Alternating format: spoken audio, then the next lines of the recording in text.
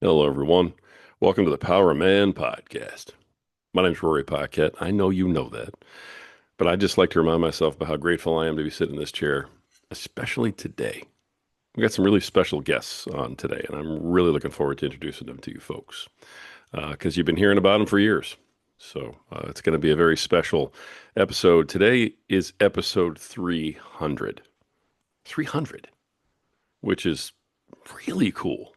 And, I got to tell you, yeah, all those years ago, I'm not sure if you told me, hey, you're going to be doing 300 episodes and you're going to be where you are and, so on and so forth, that I would have believed anybody.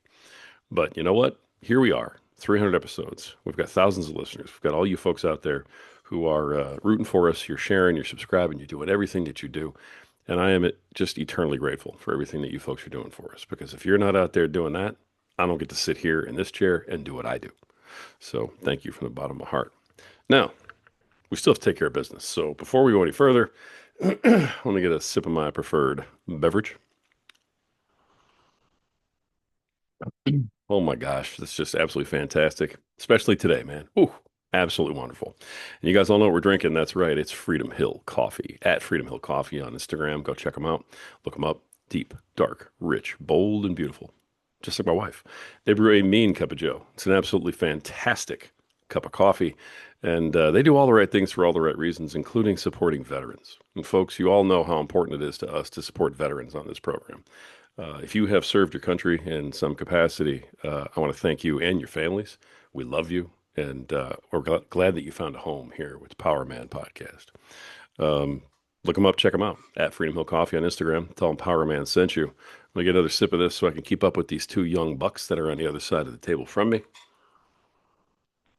Oh, there we go. I'm going to be drinking that throughout the entire thing because these guys are both in killer shape and in the primes of their lives, and I cannot wait to introduce you to them. So let's get to it. Folks, episode 300 starts now. Please welcome our guests, the gentleman that I base this podcast on, the gentleman that I have talked to you folks about in stories and in lore for years and years and years for 300 episodes. Please welcome my sons, Caden Paquette and Michael Paquette. That's right, my actual boys. They are on the program today at my request. I'm not sure either one of them wanted to get up this morning and get rolling, but they're both smiling and they're here to share some huge, huge wisdom with all of the other young men that are in the audience and all of you fathers out there. Because let me tell you something, these guys do not mind telling you what we as dads do wrong either. They're both bold, they're both beautiful, they're both amazing. Please welcome my sons to the show, gentlemen. You are on. Welcome. How you guys doing this morning? Howdy, doing pretty good. It's about 6 a.m. where I'm at, so I'm a little tired, but happy to be on. Happy to be talking with you. Proud of you. Happy to be on episode 300. I think it's really cool. Awesome. Time flies. Time Happy to be flies. on here, Dad. Happy to be on here. I'll do the honorary little slurpy slurp with a, I'll hit you with that. All right. Cup of coffee. That's right. Here we go. Wonderful. Guys, thank you both for being on. Why don't you take just a minute and just introduce yourselves? Give everybody a little idea who you are. And I mean, hey, I got one in Colorado, I got one in Indianapolis. These guys are fantastic. Just tell everybody a little bit about who you are, give them your name, so on. That way they can place your name with your voice a little in case they're listening to the audio. Yeah, Sounds pretty much the same. that's what I was gonna say. It's pretty similar, but um, my name's Caden. I'm the oldest one that you guys might hear about. Um, yeah, I mean, like you said, I'm in Colorado. Just moved out here. Pretty excited to be moving across the country, over from Indiana, but Um, yeah, 25 in like a week. I am just about done with school, an accounting major over here, and quite pumped to be done with that. Doing sales instead is probably what I love the most. Getting to do that with my brother Mike, who you're going to hear from in a second, is probably my favorite part about that. And yeah, it's just been really cool to grow over the last what 24 and 364 out of 365 whatever. It's been really really cool to grow up with a dad like this and a little brother like you're going to hear from now. Thanks, man. What's up? Uh, Hey. this is Mike. This is the younger, sexier whippersnapper I've probably been referred to as on this show. Um, Lover of Jesus. I'm about 21 years old. I got married last December. Uh, Me and Carly are rocking down in Indy. We got two little pups right now. Um, yeah, I do sales. Love sales. Just kidding. I love leading though, and have a couple sales teams that I'm helping run right now, which is going awesome. Um, yeah, trying to get more involved in the church down here in Indy right now. Love working out, love hiking, being outside. Um, yeah, just so excited to be a part of this today. I love that. Great intros, you guys. And Mike, I probably have called you a whippersnapper a couple of times on the program. Yeah, I've definitely never referred to you as sexy. I'm sorry, but I love you. But if you're gonna call my mom bold and brown, I'm gonna go with sexy on this one. man, wow. All right. I thought about that because I always do that with my intro, and it's deep, dark, rich, bold, and beautiful. So I said dark, not brown. That is Don't true. believe. Uh, And when she's got her tan going, bro, I mean, that's how she, it's wonderful. So anyway, we're um, splitting hairs. you guys are killing me. All right. I appreciate you both being on. I'm incredibly proud of both of you guys. Anybody who listens to my program knows how proud I am of both of you and everything you've accomplished and everything you are still accomplishing. The reason that I really wanted to have you guys on here wasn't just a brag, like, hey, look at these fantastic kids, right? That basically my wife, I think, raised a whole lot more than I did. But it was to have you guys come on here because on this program, we talk to fathers and we talk to husbands and we talk about how to, raise kids. We talk about things you should do, things you shouldn't do. We give advice on certain situations. In my coaching programs, I kind of do the same thing. And I really wanted to flip the script and I wanted to bring on the guys that have been raised to maybe give a little insight into your own lives so that the fathers and husbands who listen today can hear how their sons, especially, may be thinking, may be feeling, may be receiving some of the stuff they've gotten. Um, if there are things that worked, great. I'd love to hear about those today. That's going to encourage some of the men who are listening, like, hey, this did work. You just got it from the horse's mouth. If there's something that didn't, and you're like, that was kind of, you know what? Feel free today. All right. We have had wonderful times, the three of us. We've had knockdown dragouts, the three of us, because frankly, I raised you both to be men, and you both are incredible men. And so, when men are working through issues, when they're working through problems, they really need to be able to just speak. They need to know that they can just talk to one another and have that relationship, have that safe space to talk about what they're feeling, talk about, how things are impacting them, what's good, what's bad, and know that at the end of the day, you're going to hug it out and you're going to move on like men. And you guys both really exemplify that with where you are now. And so I appreciate you coming on, and that's kind of the purpose. I know you guys know the purpose right here, but I wanted to make sure our listeners knew why you guys are here today. So let's launch into a little questioning for you guys both. Um, I am really curious about sports because I've talked about that just a ton on this show. You both were incredibly prolific in sports. You guys did fantastic. You had great sporting careers. They were very similar in a lot of ways. And I wanted to kind of bring that to you guys. Sports has always been important for both of you. And you're both smiling right now, just going, yeah, yeah, yeah, here we go. I said they were both similar, and they both started cracking up. And both of them are like, yeah, we're not similar. I'm better than the other one. Both of them are saying that in their own minds right now. It's hilarious. Anyway, I wanted to bring that up and say, why were sports important? And how did they impact your lives? What'd you learn in sports? And how does it still impact you guys today? You can take this anywhere you want to go. Go for it. I was just thinking to start off, Caden, how similar our careers were, except for baseball. Except for baseball. That was where my head went first too. Yeah. So, yeah, just a little background on that. Caden and I both did football, and we played the same position at linebacker. We both threw discus and shot put and track. Uh, for the most part, careers were very, very similar. Accolades were very, very similar, but Caden was in our earlier years, we both did a little bit of baseball, and Caden blew me out of the water with baseball. So that made me crack up a little bit. But yeah, no, sports have been great. I think sports is a huge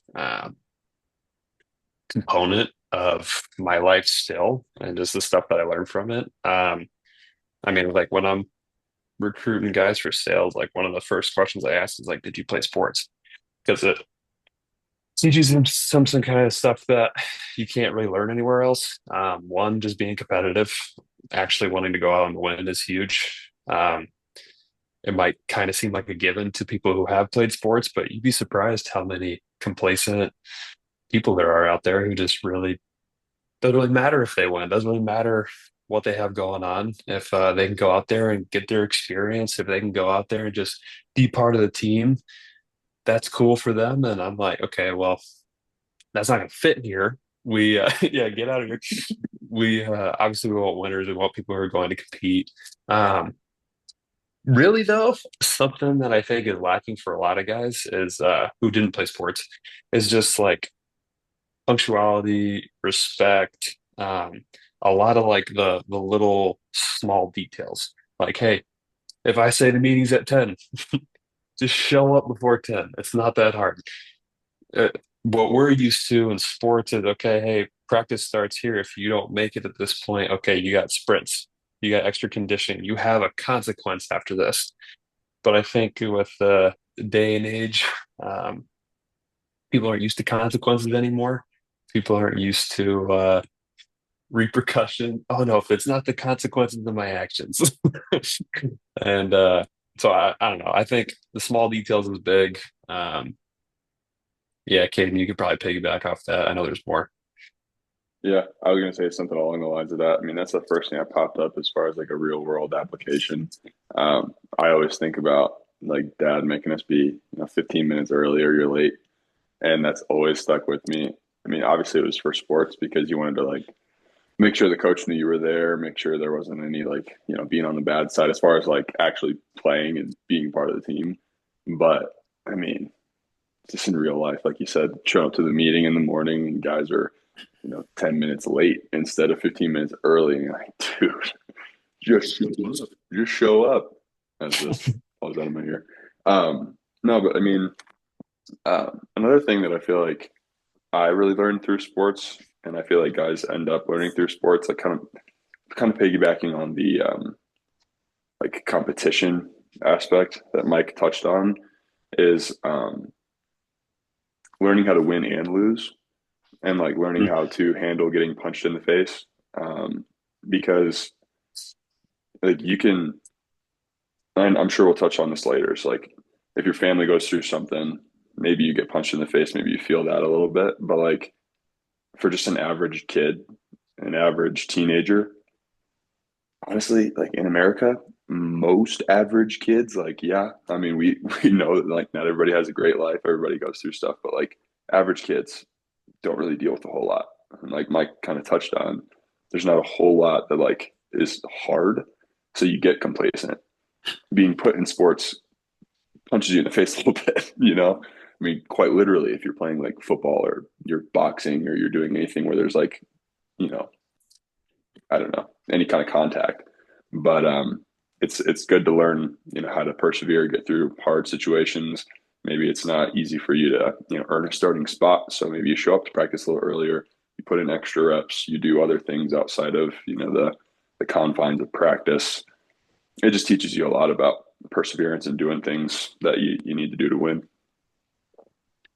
Love that. Love that. You guys, that on time thing, that discipline thing, that respect thing, that's huge. And we all think the same way. I mean, that's just really not prevalent in the world today. So I appreciate you guys mentioning those things. What about things like,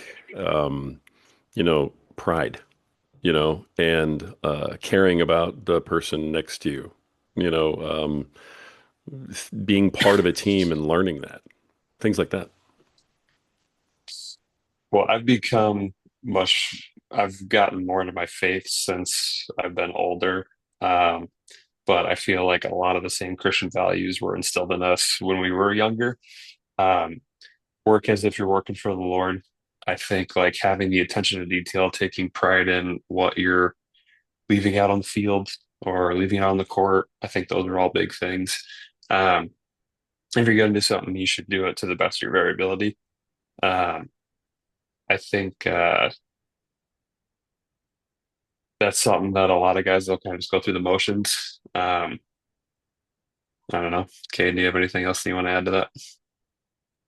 Yeah, I think when you're talking about pride, sports also help you put your pride in check, like your ego in check. That's just another like kind of flip side to that. Like it's obviously good to be um, proud of what you're doing and proud of the product you put out on the field, on practice day, on whatever. Um, but I also think about that um, like leaving the space better than you found it, like taking pride in what you're doing as a team. I know I would always be the one picking up trash from guys, and I mean the locker room, or Mike can attest to this in our sales meetings or Airbnb or whatever. Like I was the one staying back, picking everything up from everybody else because it's not the owner's job of the Airbnb or the field manager's job in the baseball field, fix the dugouts. It's like, dude, just pick it up if you dropped it. It's like just taking pride in that. But also, kind of touch on the other thing you talked about, just like working as a team. Um, I think a lot of that goes back to the small details too that we just touched on. Being early shows respect for your team, for your coach, for the other people that you're working with.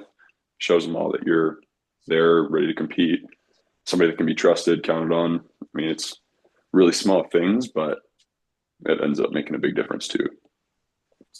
I wish like I I'm glad I got a lot of the values instilled in me that I did through you, Dad, and just through all the other coaches that I had and through the sports that I played. Um, for the other parents that might listen to this, like I think sports are just a critical role for the development of kids. I don't think not everybody has to organize sports. Not everybody like has to go play football or has to go play baseball or whatever. Like, but I think competing in any instance, um, there's always somebody better. Very, very, very few of us are actually going to go pro or even D1 or something like that. Especially in the Midwest.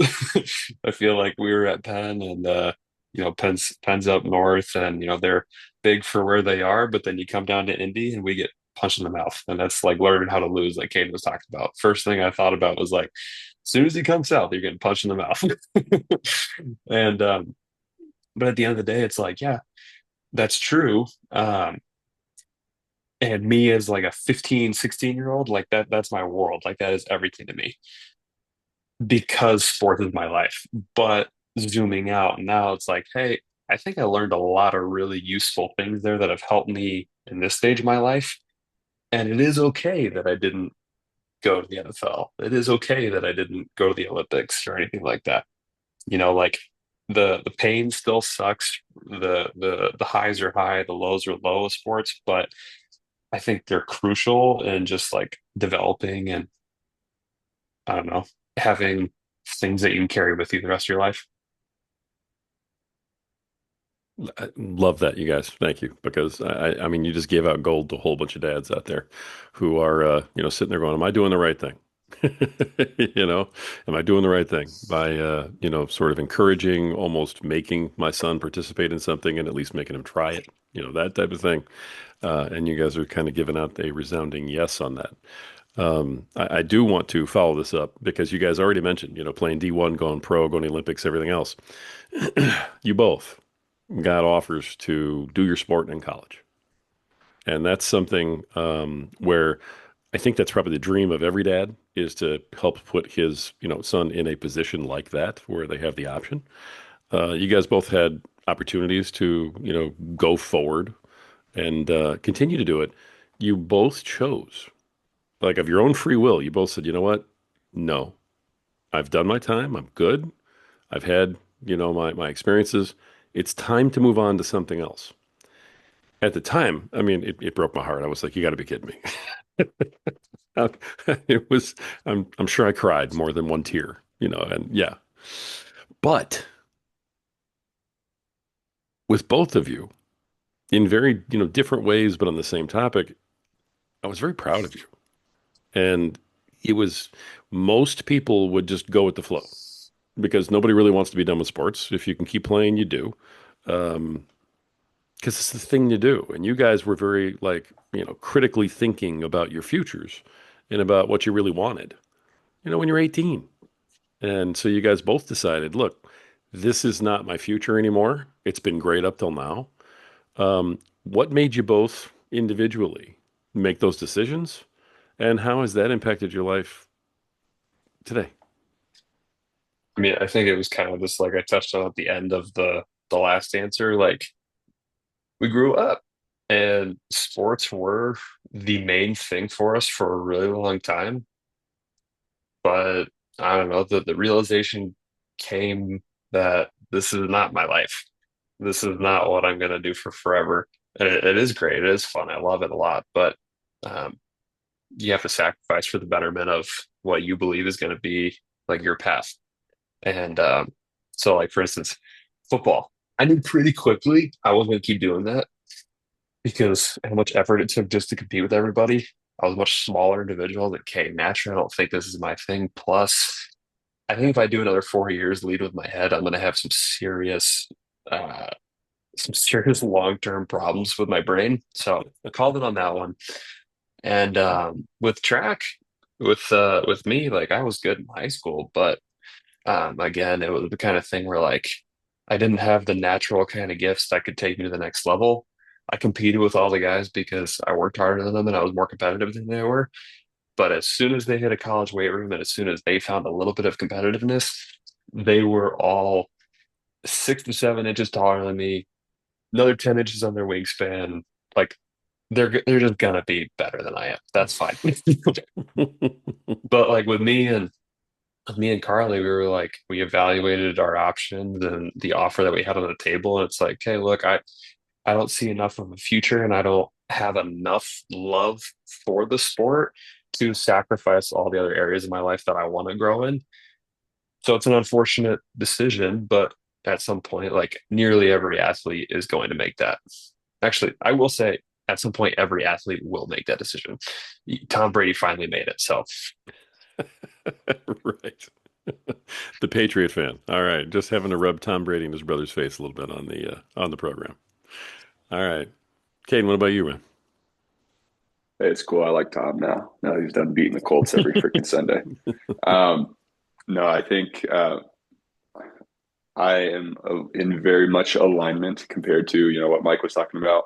Um, it was after I accepted the offer, I actually went that extra step compared to Mike. I accepted my offer and I was like, "Oh, sick! Like I'm pumped. Let's go throw." And then I even went to a couple summer practices and I kind of realized like the I realized the exact same thing Mike was talking about. However, at the school I was at, I was not even a freshman yet, and I was already throwing a little bit further than the guys that were there.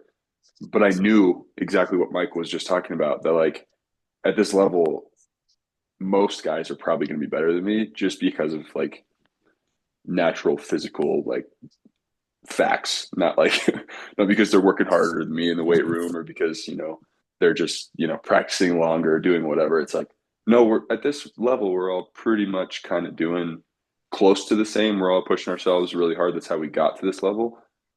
And then they also had like 6 or 7 inches on me in height, and it's like okay, not much I can do on that.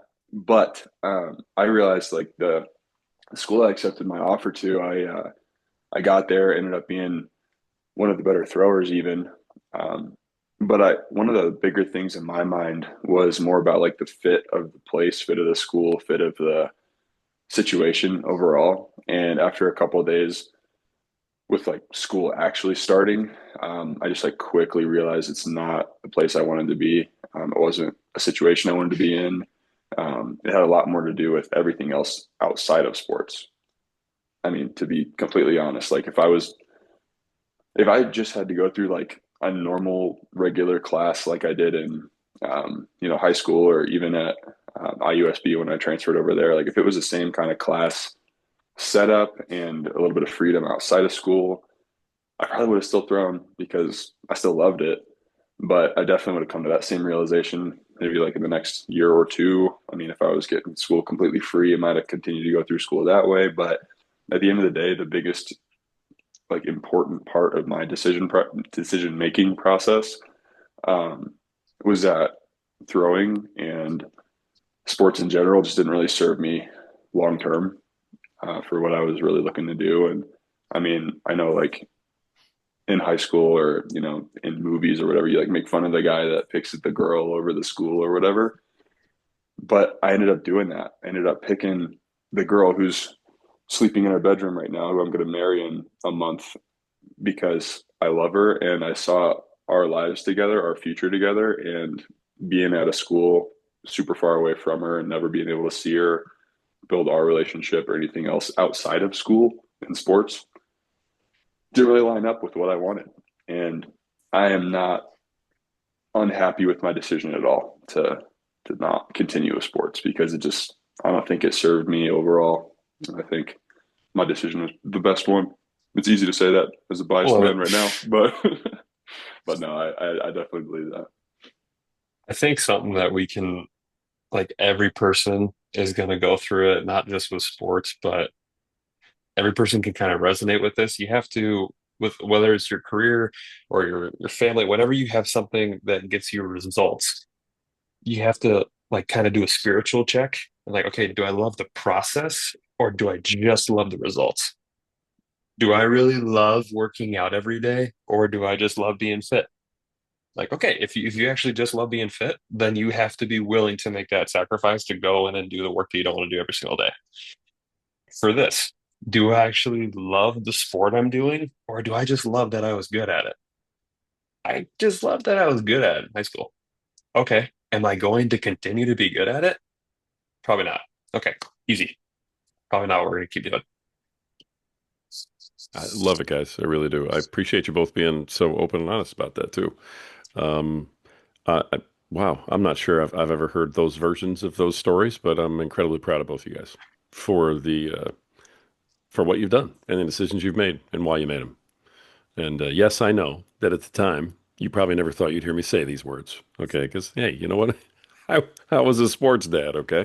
I didn't get any closure on those things. You know what I mean? It was like, oh, I'm going to go watch Caden throw in college. No, I'm not.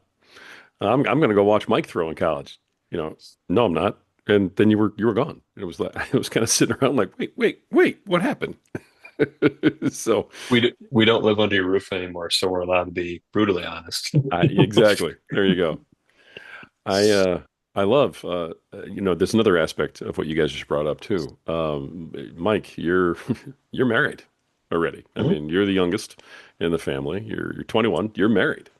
Caden, you're going to be 25 here in a week, and you're engaged and getting married in my goodness, what is it? In like a little over a month. What are we at? 6 weeks now? And a lot of folks in today's world think that that's, unicorn type behavior, right? Because what you have, a whole bunch of people who don't believe in marriage anymore. You have a whole bunch of people who believe in it, but there's like this young men's movement sort of off to the side where it's like, no, just grind and, ignore women and just keep, build yourself first and all this like Andrew Tate type of stuff, right? And then there's people like you guys, right? Who are like, wait a minute. This isn't how God called us to be. This isn't how I want my life to be. I want to build a family. What brought you guys, both of you, to wanting to be, married at a young age, wanting to have families like you are? what was the influence from me and mom, if any, good or bad? And what role did all of that play in what you're doing right now? Take this one. Well, I guess first, but I think first of all, growing up, seeing you and mom just simply like love each other. Like that's like one of the biggest things that made it like not weird that we wanted to also have a woman in our lives. Um, you made it really important for us to like treat mom right, just as a mom, and as a woman, open the door for her. You don't yell at her, you don't talk back to her. All these, normal things that you taught us growing up. Um, it didn't really make it like scary to have a woman in our lives. It didn't make it like different or weird. It was just like, no, like a woman makes it whole, complete, like helps you in different areas. It's a really good compliment. And that's why, I mean, like at 14 years old, that's when I started dating Camille and I hadn't stopped dating her. No, I,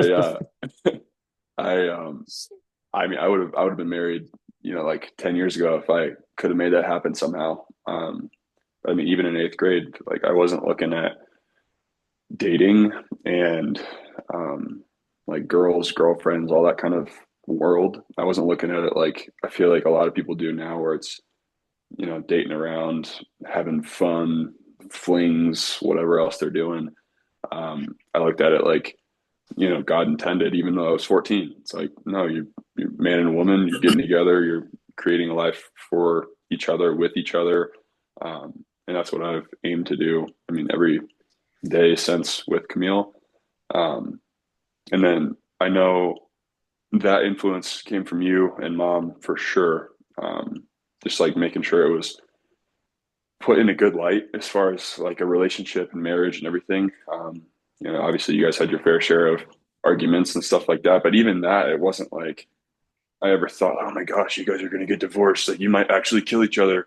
It was like you guys are just arguing like everybody does at some point here or there. And then you always made up, you always did your thing. And then, the next day it was, all right, we're back to normal. I love you. Like we're going back at the world fighting together. And I think that's something that I've taken away and I've kept with me through all of that. And then one other thing I wanted to touch on too, um, is my relationship with God and my relationship with Jesus and faith overall. And that's something that Mike actually was a huge influence for with me and Camille both. And I think just being around that, being around, I don't want to say the church because you don't have to go to church necessarily, just like that's a great space to be. Church, people, the Bible, everything. Just put yourself in that situation. It's going to help a lot with marriage too, because I mean, there's no reason not to, honestly. But I don't have a whole lot else on that. I think you and Mom did a great job. I think Mike helped me a little bit too. Funny, little younger brother. But yeah, no, it's good overall. Made my heart swollen over here, Cade. No, yeah. Once again, in alignment with Caden. Dad, I think big thing I saw from you and mom growing up, um, you guys were always like probably not behind closed doors at all, but you guys were always in alignment to us. You guys were always like, "Okay, look, these are like the circumstances, the situations that we're going through." Um, like Caden said, there was never like, "Okay, well, you know, I'm gonna do it this way, and she's gonna do it this way," and like we were worried about you guys getting a divorce or separating anything. Like, whatever the decision was, for better or for worse, like you guys were together on it. You guys were united, getting us through whatever we were going through. Again, behind closed doors, and maybe you were not, but to us, we got to see you guys as teammates, and that's been huge for me.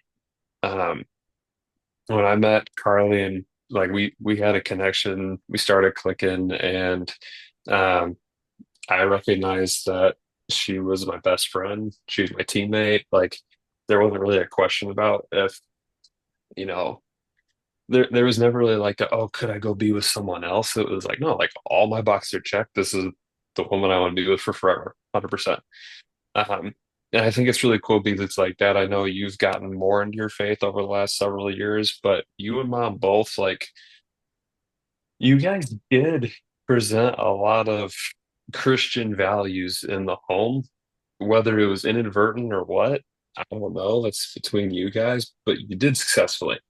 And so, like, we saw the value of having a meaningful, fruitful marriage, even in hardship, even in, adversity. We saw how important that was. Um, Carly and I, it was kind of cool because we got to grow our faith together. We had seeds planted by you guys, whether we knew it or not. Um, but we both had a yearning for the Lord that we were able to have because of how we grew up. Um, Over the last couple of years, we've grown way closer to Jesus, and you know, we've been able to experience his way, and his way is way more fulfilling, and we've seen that in every aspect. So it's like, why would it be any different with marriage? Like we've we're all sinners. We were definitely both more into the secular space before the last couple of years, and any enjoyment, any pleasure from that is incredibly fleeting. And I feel like I'm a quick learner about that stuff. Like, okay, hey, this isn't working. Let's course correct, let's adjust. And everything with Jesus has made sense. It's been hard for sure. Like, I can talk about, like, I'm not going to say everything with Carly and I is super easy, but there's never a point where we're like, okay, our lives are going to be better without you in it. Like, no, everything, everything's united, everything's on the same page and moving forward together. And yeah, you guys and Jesus really crushed it. I think one other thing, Yeah. like Mike just touched on, like a very biblical principle is just like divorce is not an option. Splitting up, like getting you out of my life in some way or another is not even on the table. And like you never even brought up that word. Like that's why like as kids we never thought that was like a possibility. And that actually that brought comfort as a kid because like you see the argument sometimes, like if you guys just if there's some kind of argument or a blow up or something like that's kind of inevitable as a married couple with kids, I'm sure. But like we see the blow up, but it's never like, hey, dad, like, are you guys like, getting divorced? You know, because you hear that in school with like other kids, friends that you have, whatever their parents Super actually common. do. Yeah. Yeah. And it's like, it's sad that that is common, but no, no, that's not it. Mom and I are just having a little argument, having a little talk. It's all good. Right. And one other thing Mike brought up with the being a team, that just brought up the like anytime anything ever happened, ever, mom gives me an answer and I go talk to you, you're like, well, what did mom say? Well, did mom tell you you could do that? And it was the same way back and forth. Mom, well, what did dad say? Oh, did he tell you that was okay? Did he not? Oh, fine. All right. Let's try again next time.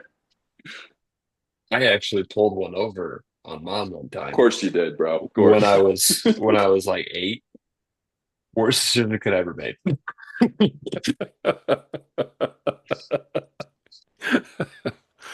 Thank you guys. That was really amazing. Let's conclude this segment with me just saying that I'm incredibly proud of you both with the decisions that you both made in this area.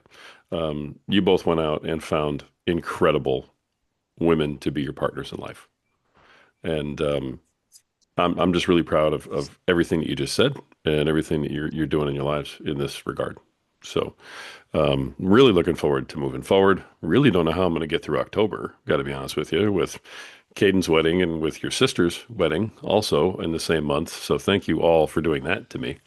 It's going to be 30 days of nonstop emotion for the big guy over here. But You can let out a um, few tears. It's all right. I, if I get through this without crying, it's going to be amazing. So I'm already tearing up. You guys, you brought up a couple of times too. You go through tough times. And we as a family, have been through tough times. In my first episode of this podcast, my intro episode, sort of my origin story, right? I tell people about rising up, building everything up myself, losing everything, um, a lot of the troubles that we went through, a lot of things that I had to deal with, and so the focus of that story is always centered around me because I'm talking to men, I'm talking to husbands and fathers who are also going through these things, and I want them to know that they're not alone. But the piece that gets lost all the time is that the family goes through those things too. And I wanted to ask you guys during this episode 300, right, of bearing all our souls to everybody in the whole world. Um, when we went through our toughest time as a family, somehow we all managed to stick together. Somehow we all managed to get through it. I took a few years off my life, but it's worth it. We got out.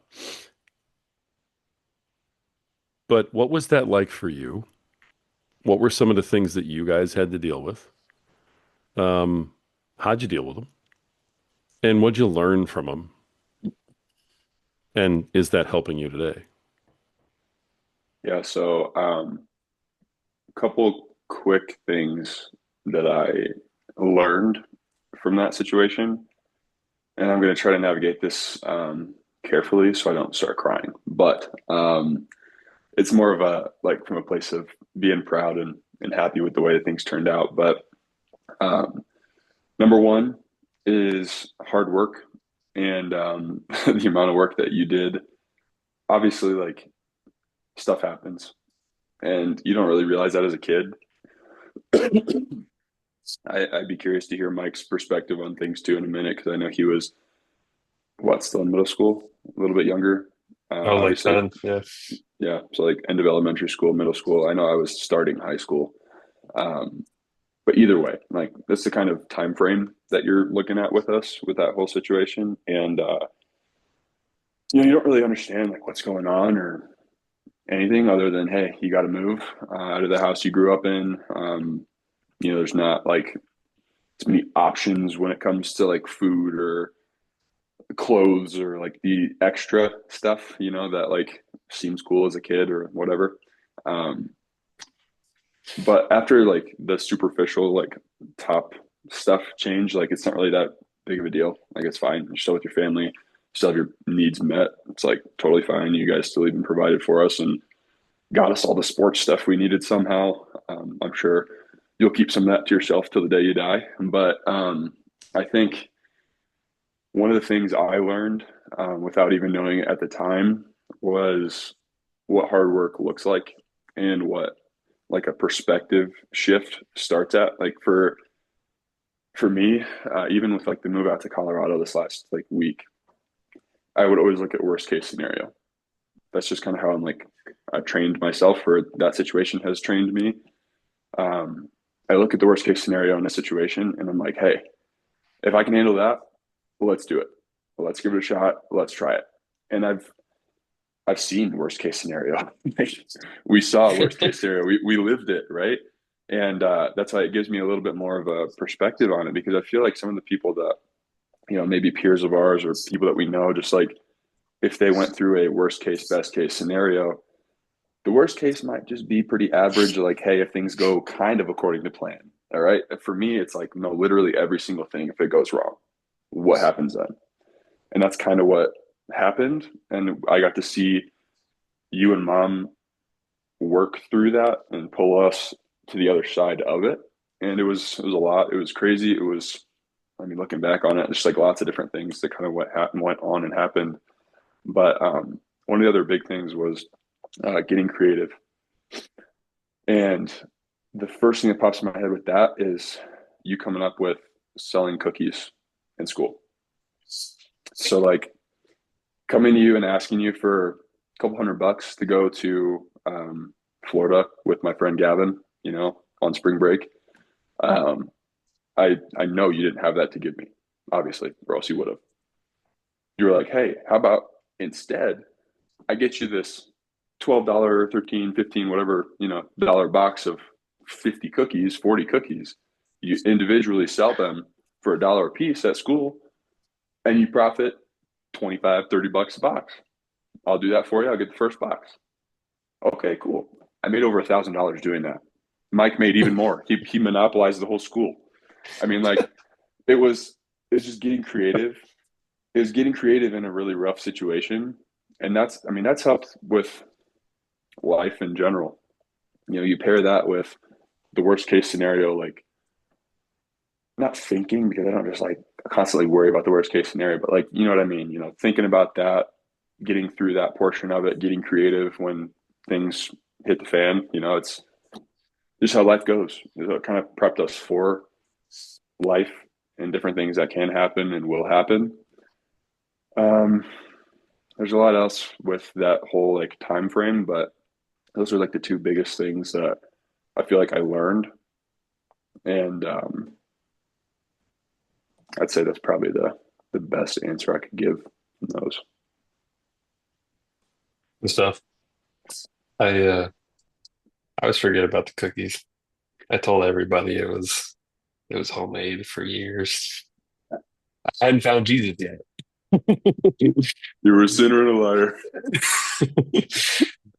We when we had the Instagram for the cookies, and I put them all. I actually talked to mom about this on the weekend or something, but I had her like I recorded her like pulling out the tray of cookies from the oven after we just placed all of these already made cookies. It's terrible.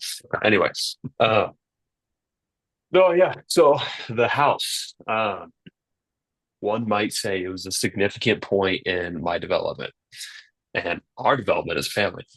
Um, I kind of think of the house as like before the house, like every year before them was just like kid, just like child Mike. It's true. Like I was 11, 10, 11 when we lost the house. So it's like, I don't really know a whole lot that was going on. But like, I think of that as like the first like segment of my life. Um, yeah, I hadn't even found working out yet. I not wasn't super into sports at that point. Like it was just like every 7 years, all the cells in your body are different. So you're like a completely different person than you were. That's how I feel. Like that was just not Mike back then. I was just a kid. Uh, that was like the first taste of, I feel like adversity for me, really. Like, yeah, sports were kind of hard, school was kind of hard, but that was the first taste of like, oh, like stuff can actually happen in life, big time. Because again, you guys didn't get divorced. Those were the two things growing up. It was like, okay, we're gonna lose the house, or mom and dad are gonna get divorced. Those were my two things that I was like, okay, if either of these happen, I don't know how to navigate it. It's gonna be crazy. But um, so when you had that talk with us back in 2015, I was like, mom and dad are getting divorced. This sucks. I remember a kid thinking that, and you're like, we're losing the house. And I was like, "Hey, that's the second thing." Um, and so it was hard. It was hard, especially because I was so young. I didn't understand like all that went with it. It wasn't just losing the house. It was like, okay, lifestyle change. Like we're losing the house, but that also means like we got to rein back on everything. Um, enter the more frugal lifestyle that we were in for a while. Um, so it was hard, and I feel like that really just helped me grow into a man. And since then, a lot of people have talked about um, my development at a young age, and I attribute a lot of it to that event. Um, Mike, you're doing this and you're only 18, 19, 20, 21. It's awesome to hear, but it's like I feel like that just sped me through a lot of development. It's like, hey, look, I got to start really seeing what's going on in life because stuff can happen. So I can start taking notes. So that way I know how to prepare for this when I'm an adult, when I have my own family, stuff like that. Um, lesson that I was able to learn pretty quick was just like the house didn't matter. Materialism doesn't really matter that much. I have some of my best memories in the couple of apartments that we were in after the house because it didn't matter. We were still just family. We were still a really tight unit. Um, so that stuck with me. You can get through the adversity. It's always like one foot in front of the other. Um, but now in this stage of my life, setting the foundation, um, I don't want to have that happen where I feel like it was crucial in my development, but I also like, again, you probably get it. Like, I don't want my family to go through that at the same time. So it's like, yes, I'm super happy that it happened for me, but it's like, I also want to prevent that from happening. So, um, financially just trying to be a good steward. I know we talked about that last week or whatever. Um, really be, careful about who I trust and who I bring into my like inner circle kind of thing. That's another big thing too. And yeah, with every move that I make, like pray about it, be very intentional with it, look at all the different outcomes like Caden's talking about, like don't jump into something prematurely. Like, okay, can I take care of all these? If worst case scenario does happen, is everything going to be okay? Um, with that though, everything's going to be fine either way. So it's like, okay, if bad things do happen, if worst case scenario happens, well, no worries. I've been here. No worries. I can do it. It's going to be fine. So as an adult, like I feel super prepared, not just from the house, but the thing that the house and like other things I've been able to see since we lost the house. Um, it just accelerated my development, I feel like. I think it's like what the house represented too. It's not like the Yeah. house specifically. Like even thinking back to the house now, I'm like, I don't really know if I'd want to move back in there. Like it was nice, but like that's not really my style. But either way, it's it was more so about like a whole change, like Mike just talked about, you know. And I think Yeah. the only reason I wanted to talk again real quick is like a couple of things I'm grateful for with it. Number one, brought me and Mike a lot closer. I don't think we'd have the relationship we have today without it. At least as soon as we did. I mean, obviously, growing into adults, we could have definitely developed a relationship like that, but it brought us super close. Um, I think that's a testament to you and mom too. Um, just like coming together and sticking together as a family unit, as opposed to blaming and being upset with each other and all that. It's like it's the situation you're dealing with. It is what it is. Let's fight it together, and that's bled over into my, eventual marriage with Camille. It's like when shit hits the fan, like it inevitably will, don't point the fingers. We just work through it together. Right. So that was one other, big thing from that. Um, and a lot of the other thing was just being content with less. Like Mike said, like a lack of materialism. You don't need that in your life. If everything goes wrong, still gonna be okay. Still gonna be fine. I don't need a really super nice house to be happy. I don't need the nicest, newest car. I don't need XYZ, whatever, insert whatever, the whole keeping up with the Joneses thing, don't care about it. And that was, I think, a lot to do with that situation growing up. Okay, I bet I could bandwagon you though. You probably could. I probably could. That's the I sales think skills in you, though. the last thing is just I totally forgot the value of money. Um, Hmm. totally oblivious to what anything like I was a kid, so like you gotta give me a little grace before, but um, but after that, no, like I remember seeing all the kids in middle school come in with like all their new gear, all like going to all their little travel sports, all the stuff, and I remember thinking they were kids too, but I remember thinking just like, oh my gosh, these kids are such D-bags.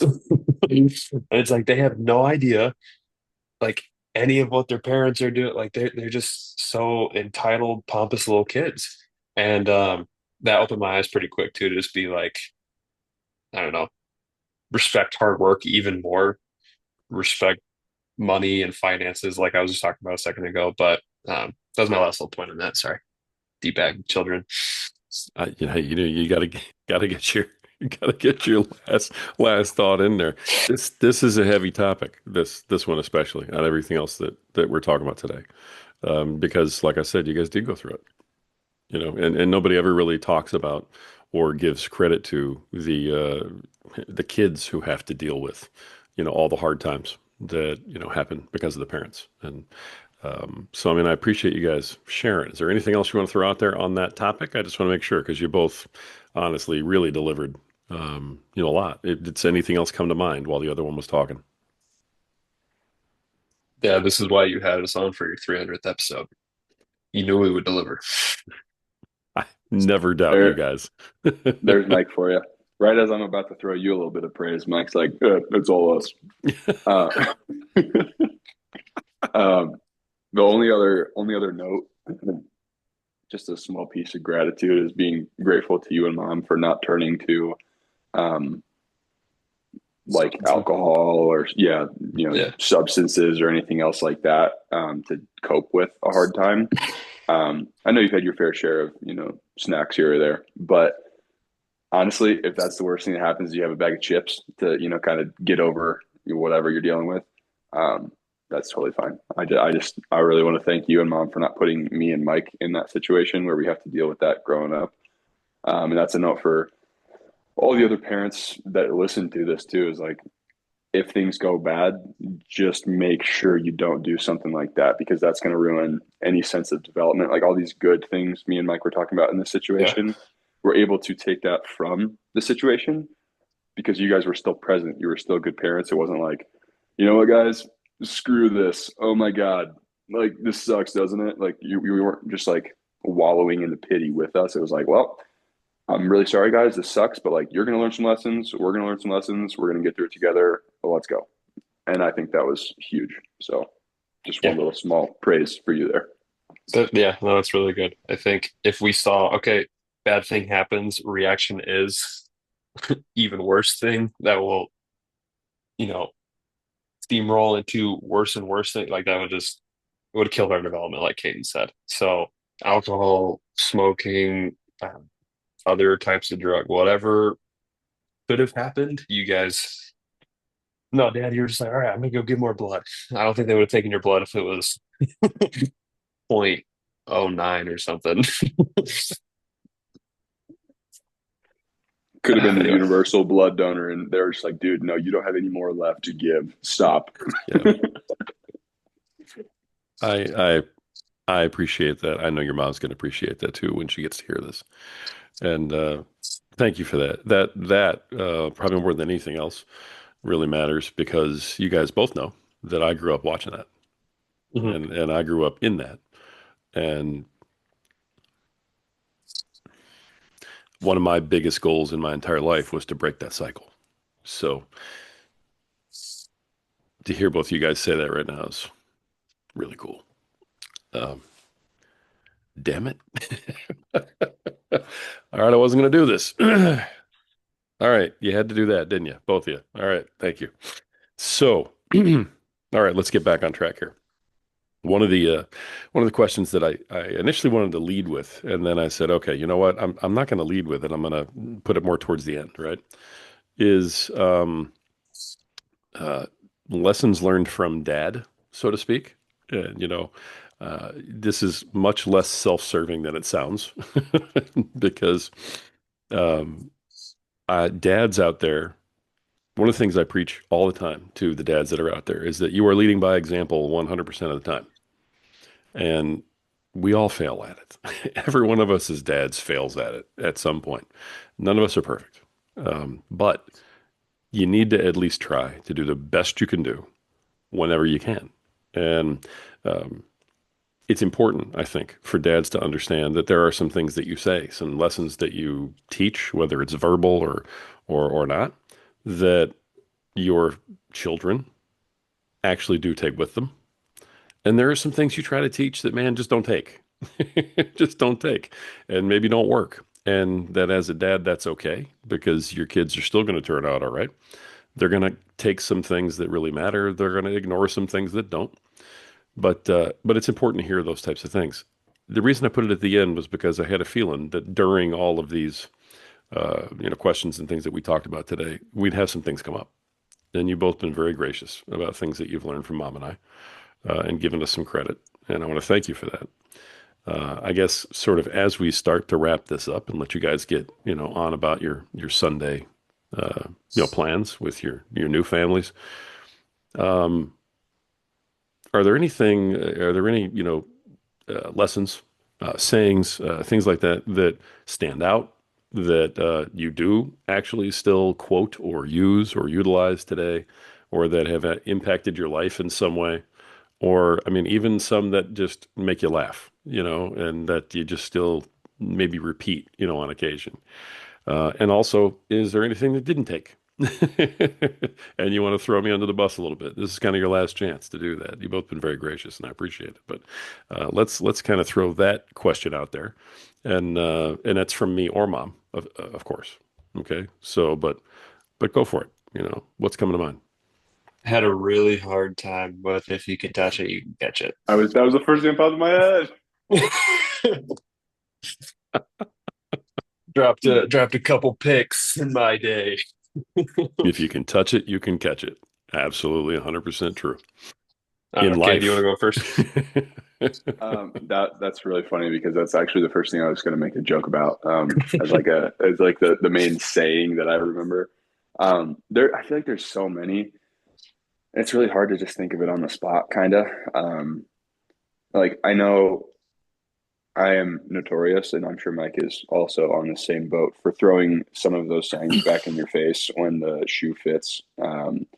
But I it's never in like a bad way. It's usually just joking around and stuff. But no, I think honestly we touched on so many throughout the call to start with. These last couple questions and everything we've been talking through is like parts of the answers that we've given. Those are all lessons that you've taught us along the way, right? It's like, don't give up. You keep going through hard times. You're not the one that's going to quit. You're always early. Um, those are just like, four or five right off the top of my head. I think of when it comes to, um, a lot of lessons learned. It was a lot of like actions and things that were done too. It's not like sayings. It's not like we have some big chant and banner above our bed. It's like, all right, this is the words that are going to make a difference. It's more just the actions. And you were the one that kind of like helped instill that in us growing up. So I think of like when it comes to hard work, something really simple. As a kid, I loved baseball. I know Mike touched on that a little bit earlier. I loved baseball. And you would take me to go hit. You would take me to play catch. You would take me to do whatever for baseball all the time.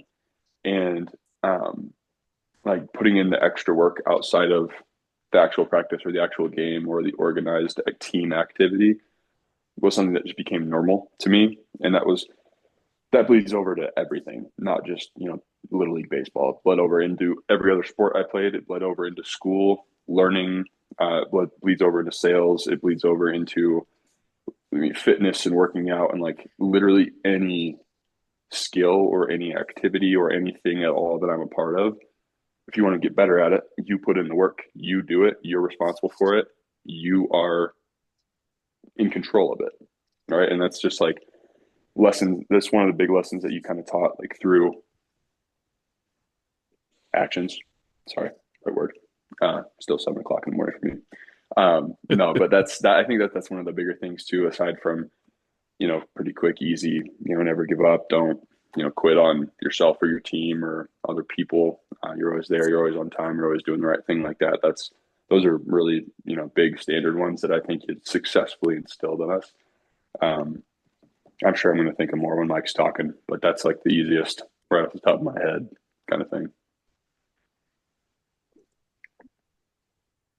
You say it like it's just like a quick, little saying, but for me, it's just never give up. 100%. Like, yeah, everybody says that, but no, like I really, really, really got that for like, okay, what did dad teach you growing up? Instinct, never give up. Got it. That's what I carry with me all the time. And you can sit here and think like, oh, well, I didn't, that's not like a dad saying, like, I didn't, if you can touch it, you can catch it. Like we both kind of laughed, like, okay, dad specifically said that. Like, yeah, other people have said never give up before and they've said it in different ways, but no, like from you, lesson I learned, instinct, never give up. I think I carry that into everything that I do. Um, Whenever there's adversity again that I'm going through right now, first thing I'm thinking is like, well, okay, I'm not giving up. It's not even an option. So it's like, how am I going to get through it? But if I had the idea in my head where I was like, okay, just be done. First off, that makes it way harder. Second off, it's like it's not really an option. It's a cop out. Obviously, you're giving up. Um, I don't know. Like Caden said, I think we could think of more and other little sayings that you've had, and that's always going to be what sticks with me the most. Is just never give up. Do what you got to do. Keep going. Don't stop till it's done.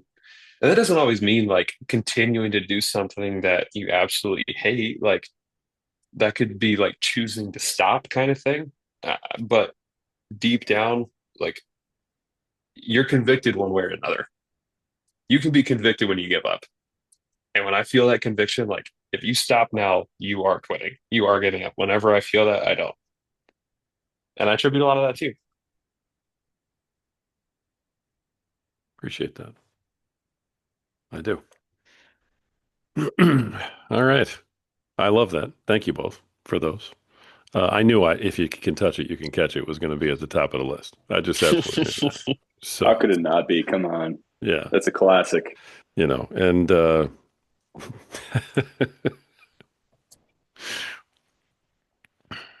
yeah, the only other one that I've heard you guys say, and Caden, I know you have used this a lot, is the one about activity. Oh yeah. See, there you go. Yep. That's one of the other Activity huge ones. begets activity. Yep. See, Yeah. that's what I mean. You That's a guys, freaking you always pull that out when it works or when it occurs to you. So I know that one actually stuck. yes, But yes. and I am putting you on the spot right now, so I appreciate that, you guys. But um, let me kind of throw this out too, because I want to make sure everybody knows a little bit more. As we're wrapping up here, but I want everybody to kind of get. You guys have talked about things you've been through. You've talked about things you've learned. You've talked about lessons, stuff like that. But where you both are in your lives right now is really incredible. And so, give everybody just an idea of, hey, yeah, we've all been through a lot, but this is where I am now. Go ahead, Mr. Mike. Yeah, things are going good. Lord has He's a blessed us. millionaire. No, no. We do earn well. Car and I just bought a house, and we're going to start planting some roots down here in Indy, which we're both very grateful for. Um, we thinking about starting a family somewhat soon, either like next year or year after kind of thing. But no, we're both healthy. Both have great relationships, and um, we put a lot of time into those relationships. Riley's almost done with school. Yeah, I'd say like we already touched on it, but married, which is awesome. Like that's a blessing in and of itself. Um, I don't know how to answer this without like I'm not going to toot my own horn. Like I love where we're at. I'm very grateful for all the experiences that we've had, and I think everything that we've gone through, the Lord, ordained it, and He planned all of it out. And I'm super grateful that my relationship with Him's grown over the last several years, like it has. Um, yeah, love where we're at. Every day's a blessing.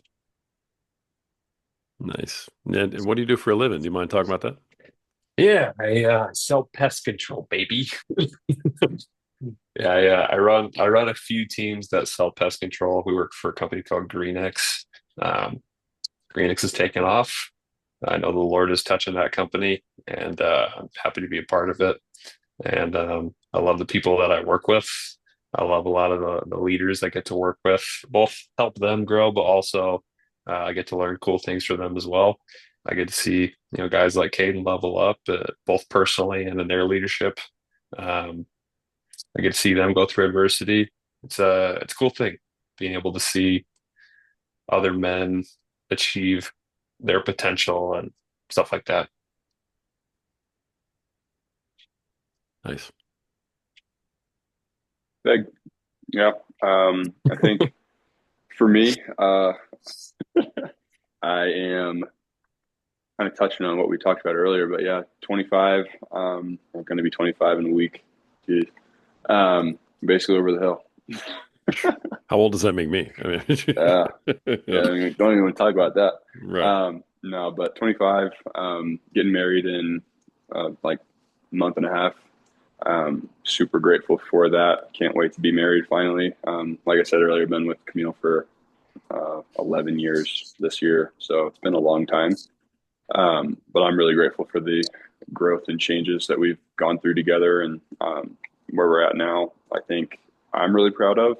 Um, After I basically, like, I don't want to say dropped out because I was still in college, but after I switch schools, I guess, after like, kind of turning down track stuff. I was in school for like a year, year and a half, and then COVID hit, and I just like I didn't go back in the fall of that year or the following spring because I was just super not cool with the restrictions and all the other BS that went with COVID. You Um, just declined to participate. yeah, I declined to participate in school for a few semesters there. I was really all over the place trying to figure out what I wanted to do with my life. Lived in Florida, tried a bunch of different things. Um, Came back, and I feel like the whole time, without even knowing it, I was searching for answers, and they were just with Jesus. They were with God. They were with the Bible. They were with faith, and I had no idea like where I was going or what I was doing. And again, I still didn't know that until probably like a year and a half, 2 years ago.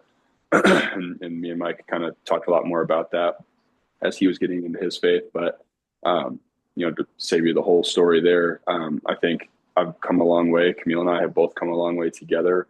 I think like in our faith, but also in our personal lives and just what we're doing. I'm really proud of it. I have a very, very, very clear path forward, for what I want to do. And that's like the first time I can actually say that in years. I mean, since probably high school when I was doing sports, and my clear path forward was, going to college to throw or doing something like that. More sports. Yeah, more sports. And it just feels really nice, really refreshing to have a plan, have some kind of like path that I can see myself walking down. It helps to have a little bit of guidance with Mike helping me through stuff with GreenX. I sell with GreenX as well. Just had my best summer, I guess like 2 years in a row. But I'm feeling a lot better about things there, and that's a lot of the path forward that I see. Um, so yeah, I mean, like definitely blessed, super grateful for everything that's been placed in our lives and has been touched by God in our lives.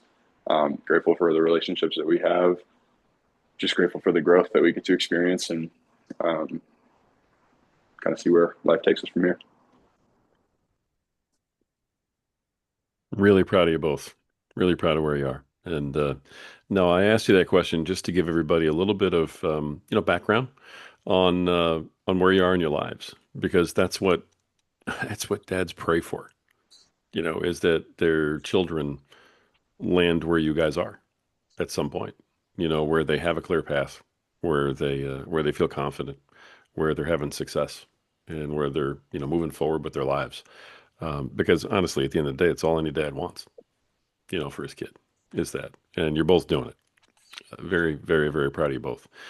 As we bring this to a close, the every dad out there, I mean, every dad out there, we all worry every day, that we're not saying the right thing, or we're saying too much, or we're doing this, or we're doing that. Am I, damaging my kids? Am I helping my kids? Am I spending enough time? Am I spending too much time? That type of thing.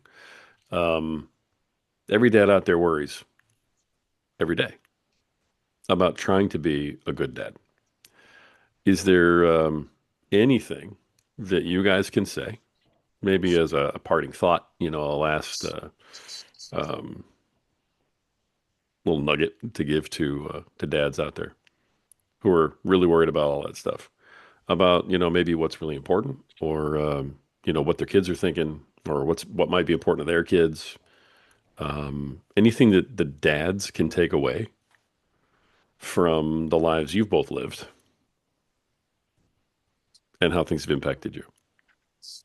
I'll go on this one. I'm not a dad yet, but in leadership, there's a lot of times where I doubt my ability, or I doubt, the kind of course that I've set the guys on, what we've put in motion.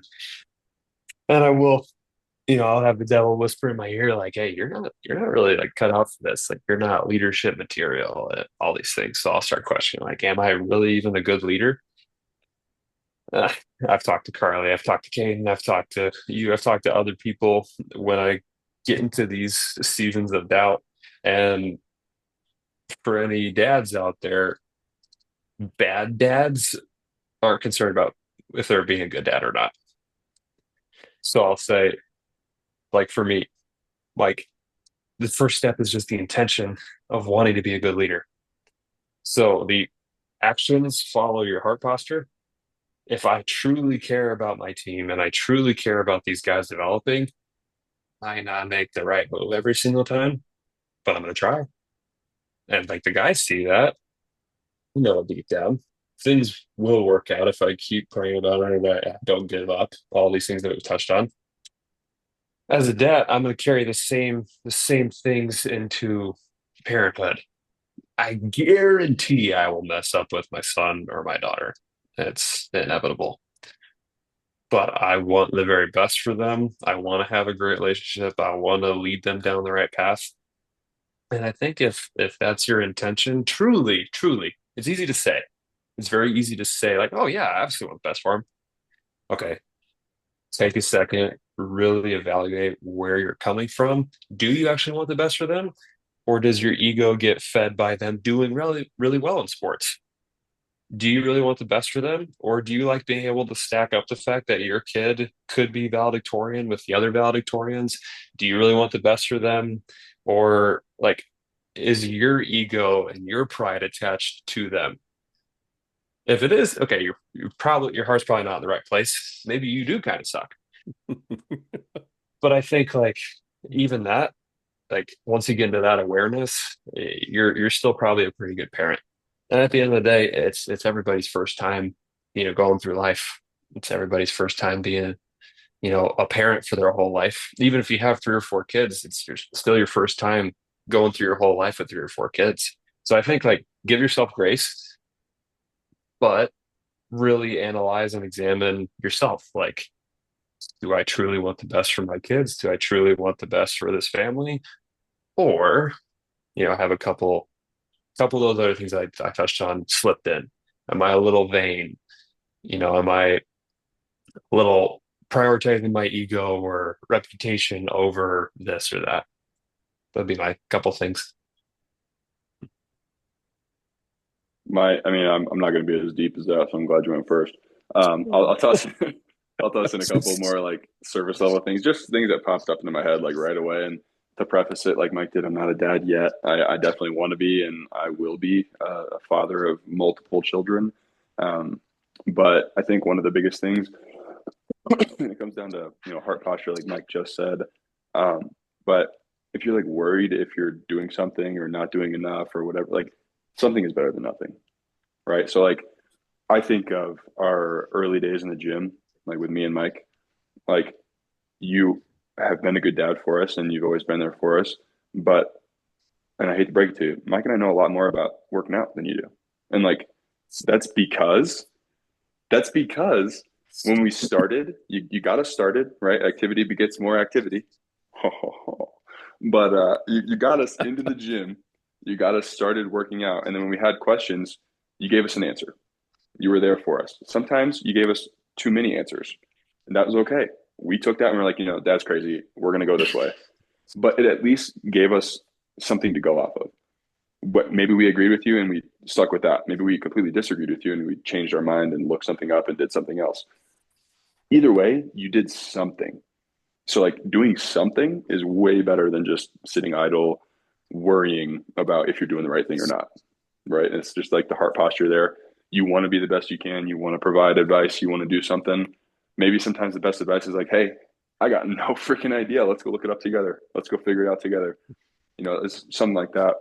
That kind of leads me into another point of like just being able to admit when you're wrong. And I know like in leadership, like Mike just talked about, like sometimes you're wrong. Obviously, that's inevitable. You cannot be right 100% of the time unless you're Jesus Christ. That's it. Right. And I know like even Mike over the summer, like there have been plenty of times maybe Mike, makes a decision for the team and he certainly will hear about it from like me or some of the other guys. And it's typically the other guys, he's got his brother's back. His Right. brother's got his back. But no, but like either way, like sometimes you make a decision, sometimes you're wrong. Sometimes like Mike, like one specific example, just in that leadership category is like an area, like we would go to a certain area or a city and I would recommend one. Mike would choose another one. And then like a couple of days later, he's like, actually, that was terrible. Let's go with Caden's plan or Caden's idea. We'll just implement that. And that's totally fine. Just to like admit when you're wrong and just change your course of action. right? Like something like that, I think is totally okay to do and probably good to do. But yeah, I mean, doing something as opposed to doing nothing is just like the big thing that came to my mind. And it sounds really stupid, surface level, but it applies to so many different things, just like being there as a present dad. Yeah. Mike, you want to respond to any of that, or you okay? He knows I'm No, right. I effed up a couple areas for sure, 100%. I think, yeah, I think like um, with leadership, that's like part of the game. And I think being a dad is pretty much just being a leader on a much more impactful scale because like you're a leader their entire lives.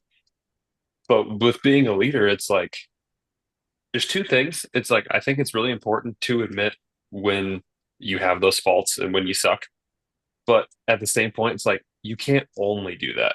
You got to lead from the front most of the time, or else it's like, okay, why would I, as even as a kid, like respect your elders 100%, but you got to give them something to follow. So it's like, hey, kid, I really sucked here. If you say that every single day, okay, I get it, but like I don't want to suck. So like I'm not gonna do any of what you do. You know what I'm saying? And dad, I'm not saying this is like our relationship at all. I'm just saying I like know. other advice to other dads Yep. is like you gotta be able to lead from the front. You gotta also be able to admit when you're wrong here and there. Here and there. Dad, I Excellent. bet you feel pretty convicted about admitting when you're wrong though. Just a little bit, right? Just a little bit? Just a little bit? Oh, I've had plenty of experience at this point in my life of admitting when I'm wrong. I love what you guys are saying though, because admitting that you're wrong, yeah, that's huge. You're not going to be perfect, but one of the things that you're both saying in common is, be present, be there, and do something. You Yeah. know, and one of the things that I tell dads all the time is that, 90% of being a good dad is wanting to be a good dad. And I don't think I've ever said that to you guys, of course, because I haven't given you advice on being a dad really directly just yet like that. It's coming. Don't worry. But they both just hung up. No, I'm just kidding. But I mean, that's huge. And you guys basically just kind of came up with that on your own, and said, hey, yeah, do something, be there. So I appreciate everything you guys said. 90% of catching it is wanting to. I'm just missing the last 10. I'm even touching it. Ah. Yeah, 100% of catching it is touch it, and then Just you're gotta good. catch it. That's it. All right, gentlemen, thank you both for your time. Thank you for coming on the show. I appreciate this more than you're ever going to know, and I think we really gave dads something to hear, something to talk about, because we never get to hear the perspective of the kids. We never get to hear from the people that we're the most worried about and how these things happen. So I just want to thank you both. And man, I'm so proud of both of you. I really am. If I died tomorrow, I'd die a happy man knowing that my kids are all going where they got to go. So thank you both. It's been awesome. It was fun. Thanks for having us. Go dads. Go dads. Thank you guys, folks. This has been another awesome episode. Maybe the best episode we've ever done of the Power Man podcast. And the reason that we have such powerful people on here, and the reason we bring you such powerful messages, is because we are all united in you taking back your power. We're all united in you finding your way towards being a better provider, a better protector, a better leader tomorrow than you are today. It's about being a better father, a better husband, and a better man tomorrow than you are today. And the reason that we want that for you, all of us, and the reason that your family wants it for you, is because you matter, because you have value. And at some point, you just have to believe it. Until next time.